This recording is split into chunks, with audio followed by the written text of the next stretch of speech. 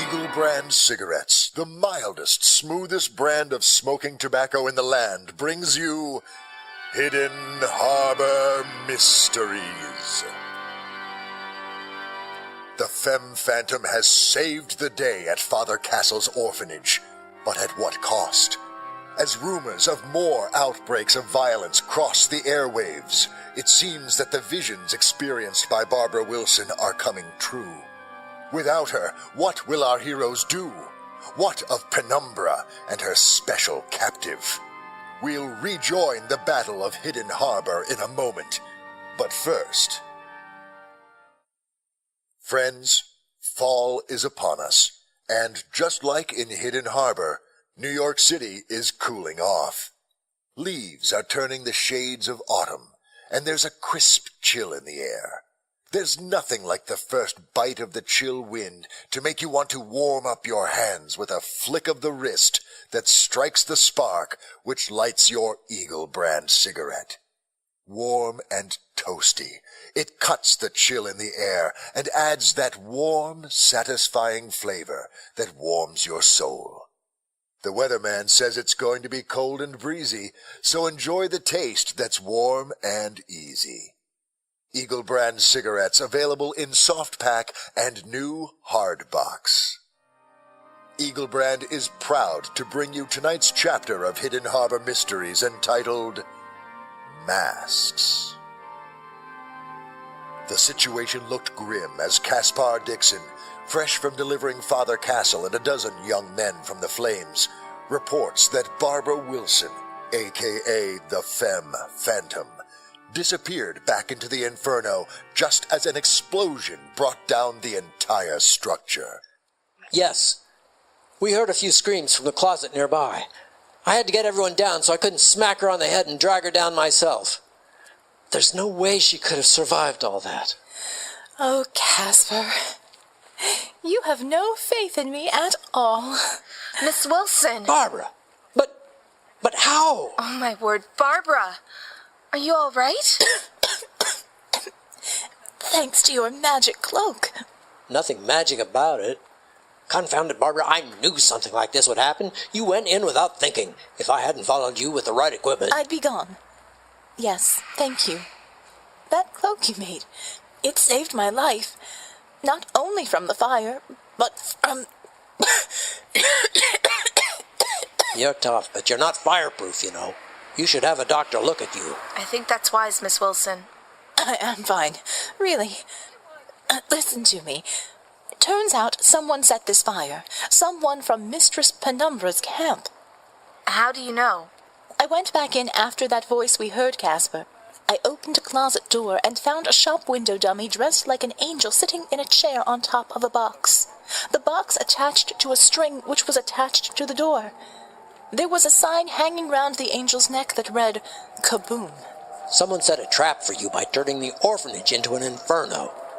Shocking. What kind of monster would risk the lives of children? How else would you make sure the Femme Phantom would make the scene? Barbara, what in the world happened to you? Darling, are you all right? Oh, Foster. Yes, I thought I saw someone inside a window on the ground floor. I wasn't thinking, so I ran up to try and help just as the wall fell.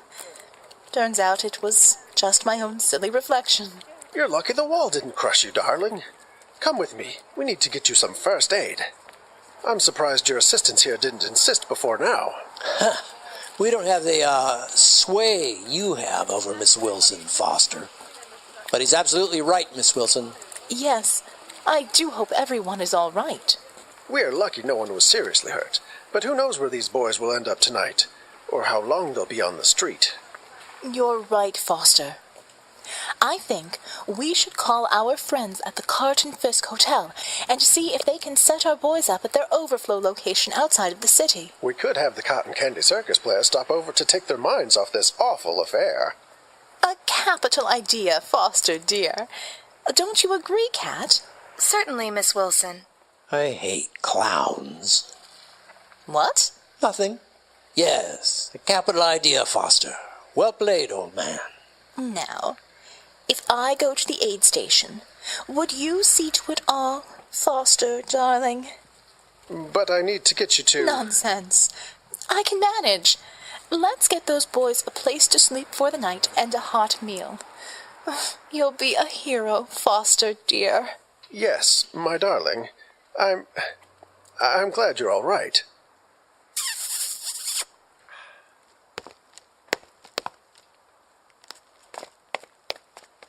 That was close.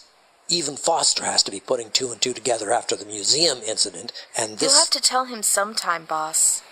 He's a useful and sweet man, but he'd never stand for a working wife. Caspar, come in, please. Yes, Dr. Kreig? I'm hearing reports of things happening all over the city. What sort of things? Shootings, lootings. There's a riot in the Lincoln district. Police and fire are stretched thin with the orphanage fire still out of control. Here's the strange thing. The attackers are all women in black outfits with masks. They're hitting libraries and churches, small shops and cars, all over Hidden Harbor. Great. Kreig, gather up what we prepared for Wave 2 and meet us at the corner of Capitol and Frost. No time to lose, sir. On my way. I thought this might happen. We have to do something. Yes, this time, though, we hatch a plan that doesn't include you getting killed. I'm putting my foot down this time, Barbara. I'm in no position to argue. I left the cloak and mask in the alleyway.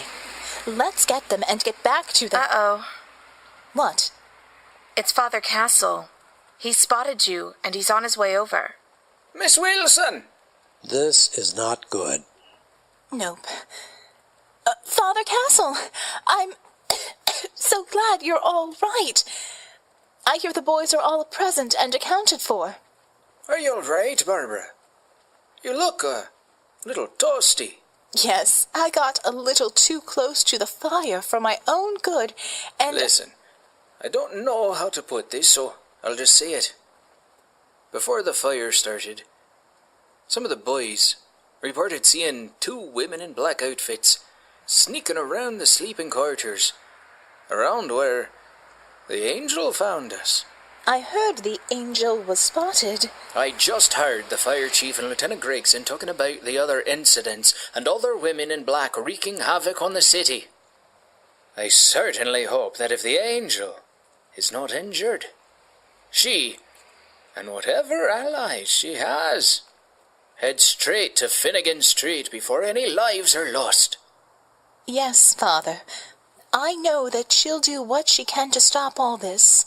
At some point, I should wish to thank her properly for delivering us from the fires of evil. Good day, Miss Wilson. Goodbye, Father. You think he knows? Considering I'm wearing the same smoke-covered coveralls I wore inside, I think it's a good bet.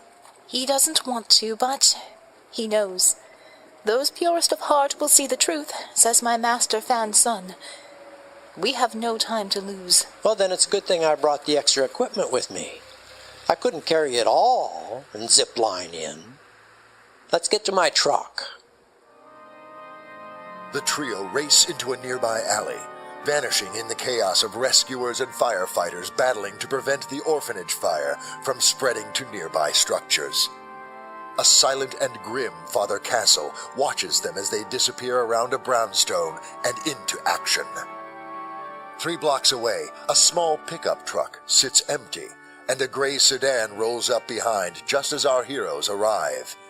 The gaunt, somber frame of Dr. Kreig emerges from the car and removes several bundles from the trunk. On instruction from Caspar, Sparrow picks the lock on the door of the nearby warehouse office, and soon all 4 are inside and out of sight.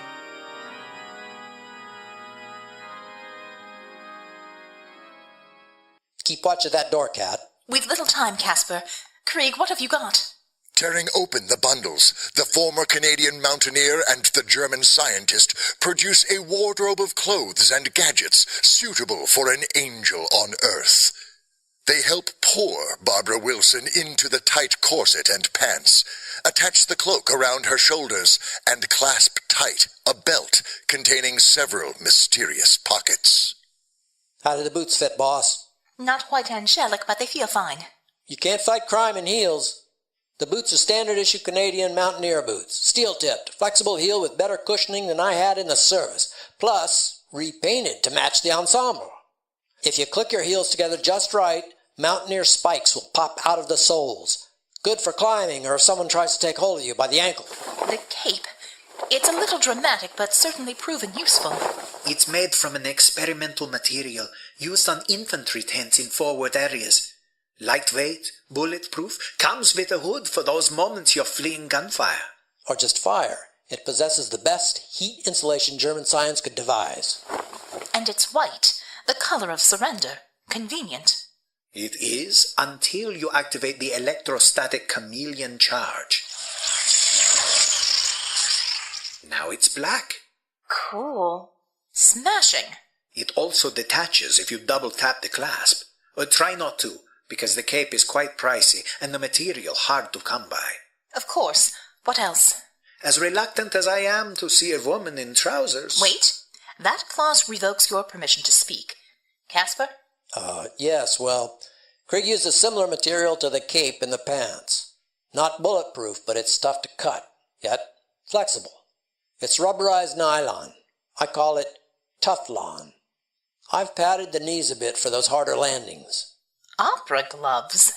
That's a tough call, but they're easier to get on and off than a full shirt. So with the cape adding shoulder protection, we opted for these and a top you could conceal under a dinner dress. There's a mirror on the back of the restroom door. Look. What do you think? I look like a character in some Faustian opera. Paid a lot of attention to the bust, they did. Yes. It will stop a hand cannon at point-blank range. Not saying it won't sting, but... I'll thank you to not come knocking on my bodice. We'll talk about the shape later. Father Castle said to head to Finnegan Street. The police are trying to block traffic through Midtown.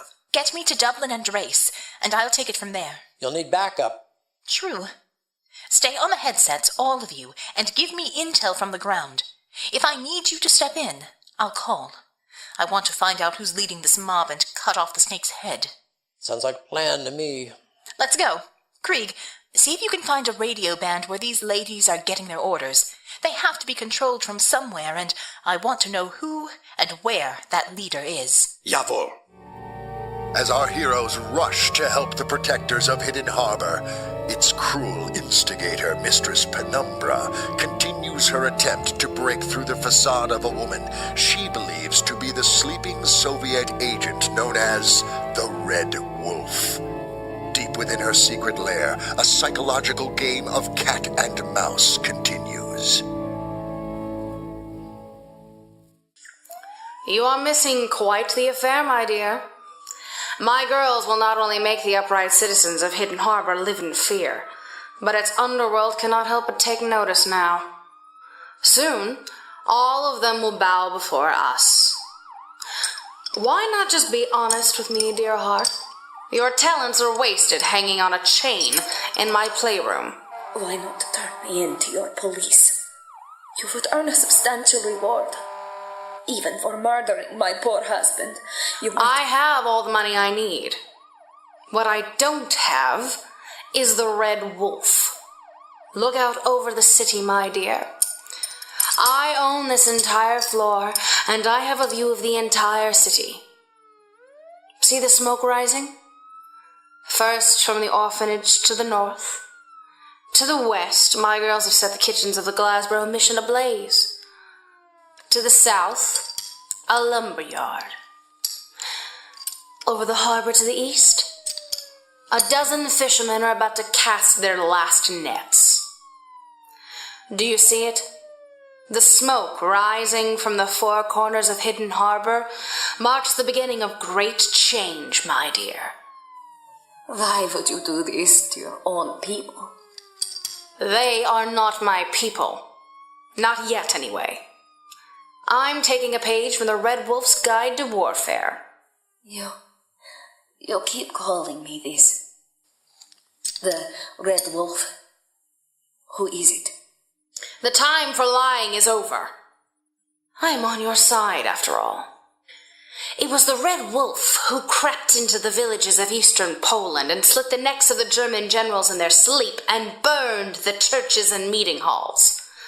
It was the Red Wolf who snatched lives in the night with a silent rifle, who took children from their beds in the night and left corpses hanging from the streetlights in the village square.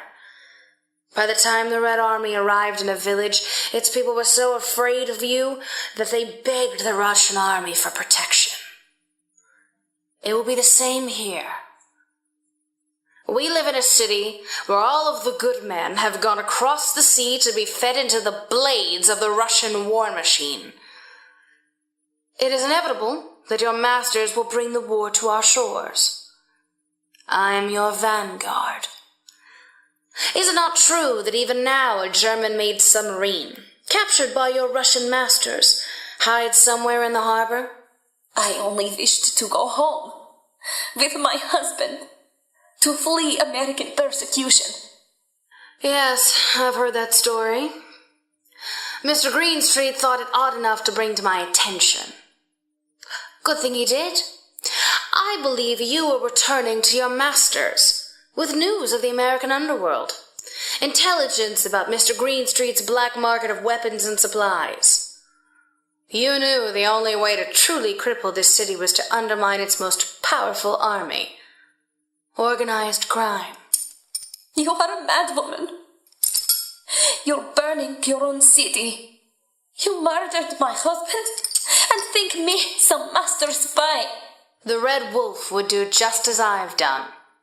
In their offices and on the streets, our citizens panic. I'd hoped to reach you, the real you, long before now. I wanted you to be part of our revolution. You know nothing of the Red Wolf. She walks the earth without a soul. Life means nothing to her. She serves no man. No man, indeed. But she will serve me. One thing I know about the Red Wolf, that even her keepers do not. She was trained by a disciple of Malzut. Your eyes betray the fear that name inspires, and even you. Your methods are as old as the invisible hand of assassins. What of your endgame? I do not know, but I suspect you would have set Mr. Greenstreet's plane down on the water just offshore, made sure the pilot and perhaps even Mr. Rosenko died on impact or shortly after. From there, you would join the submarine at sea and trigger the next step in your master plan. Is it not so? Answer plainly, for I grow tired of your lies. You know the methods of the Red Wolf are not of her design. It is the art of the master Malzut, who is not a man, but a god. If you are his hand, I demand you reveal yourself now. So it is true. Good sister, I welcome you. I only needed you to reveal your true self. There was a time in my youth that I had occasion to reside in the Orient, where I came into the service of a common mentor, servant of Malzut. Then you know I am no servant of Stalin and his thugs. I know. You serve only war and chaos. Here. Let us speak as sisters. Look upon this city.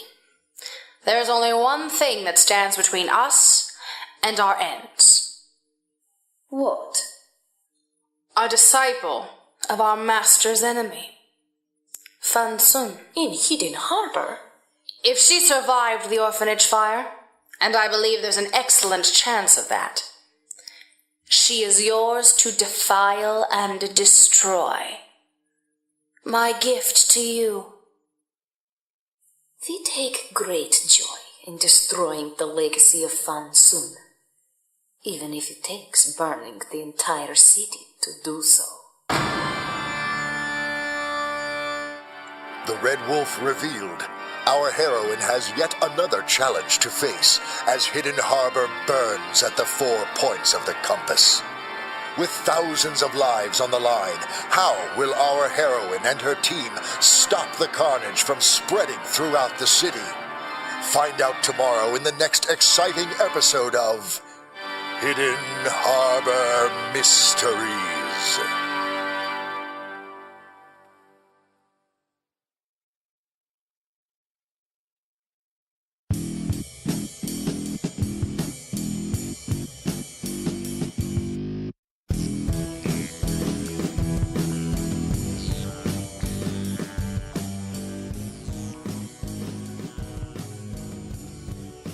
Hidden Harbor Mysteries, Chapter 7, Masks, was written by J. Smith and produced by Brion Lincoln, with Dave Robison as the narrator, Veronica Giguere as Barbara Wilson, Kathryn Pryde as Mistress Penumbra, Rish Outfield as Kreig, Laura Nicole as Cat Sparrow, James Baxter Patton as Caspar Dixon, Johnny Feisty as Foster, Brion Humphrey as Father Castle, and Lauren Harris as Mishka Rosenko. This podcast is released under a Creative Commons Attribution, No Derivatives 4.0 license. Closing music is Here We Go Again for the First Time by Juicy Melon Jim. This has been a Brion Lincoln production.